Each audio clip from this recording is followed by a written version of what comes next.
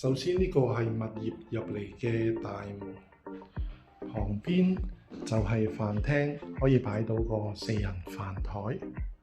隔離就係廚房，佢係梗廚，有雪櫃、爐頭、焗爐同埋星盤。客廳嘅位置可以一邊放電視機，一邊放梳化啦。而家就放咗張床嘅，前邊就有個露台，就欣賞到針山嘅景觀。洗手間有洗衣機、燙衫板，企缸設計，方便能用。第一個房間放咗床嘅，咁另外一邊仲可以放高身衣櫃，佢對住嘅景觀亦都係針山。